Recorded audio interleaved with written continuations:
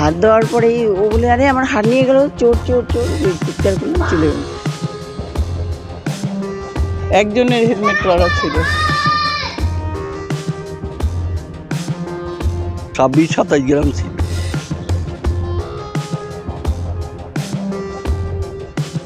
सिलीगुड़ी नगर निगम के 35 number ward में एक महिला की सोने की चेन छीनकर बाइक सवार बदमाश फरार, पुलिस ने शुरू की जांच।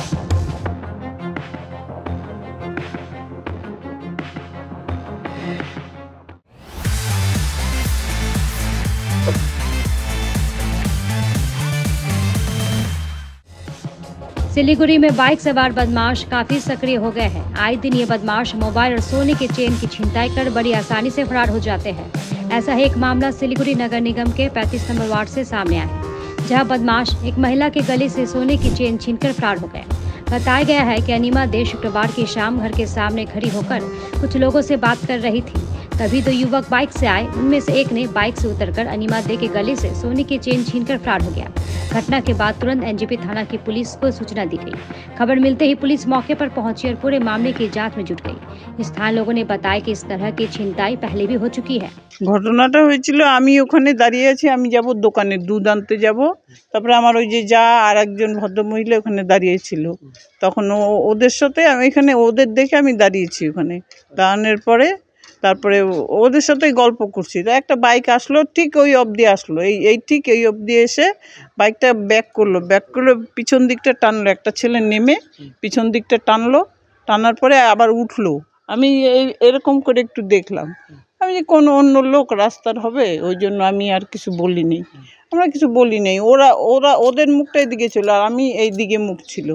তারপরে যখন আসলো, ওরা আসার পরে আমরা গল্পই করছি, তখন এইখানে যখন হাত পড়লো আমার, তখন আমি কী ব্যাপার কী বলতে দেখি গলায় হার নাই, হাত চুরি করলো। তা ওরা চোর চোর করতে করতে দৌড়ালো, কেউ তো ধরতে পারে নাই। ওইটা বলে পালসার ছিল বলে, ওই যে ওই বাড়ি একটা ছেলে আছে বাইরে ছিল, গাড়ি নিয়ে দেখছে পালসার ছিল, একজনের হেলমেট পরা ছিল। হ্যাঁ, তারপরেই বুঝতে পারছি গাড়িটা আসছে, ওরা তো এদিকে আর আমি তো এরকম ব্যাক সাইডে, ওদেরকে ওরাও বুঝতেই পারিনি। ওরাও যদি বলতো যে গাড়িটা এত সামনে কেন আসে, সামনে কী চাই, কিছু ও তো মাথায়ও তো আসেও নাই, হয়তো বলতে পারেনি। হ্যাঁ, এইদিকে এই বাড়ির দিকে তাকাচ্ছে, এই বাড়ির দিকে তাকাচ্ছে, তখন আমার বলছি কারো বাড়ি খুঁজতেছে, ওই ভাবছে না কিছু পড়ি নাই তো, টান দিয়ে মোটা হাতটাকে ছিঁড়লো কী করে, কোনো ব্যথা ট্যাথা লাগে নাই, শুধু এই জায়গাটা একটু ঘষা লেগেছে। আমি ঘরেই ছিলাম, বুঝলেন, খেলা দেখতেছিলাম। কিছুক্ষণ আগেই উপরে উঠছিলাম, তখন রোড একদম ফাঁকা ছিল। তারপরে আমি বাড়ি চলে গেছি। তখন ওই বাড়ির থেকে বাইরে এখানে এসে দাঁড়াইছে, চারজন কথা বলতেছিল। তারপরে চিল্লাচিল্লিতে আমি বাইরেতে তো আর পাওয়া যায় না।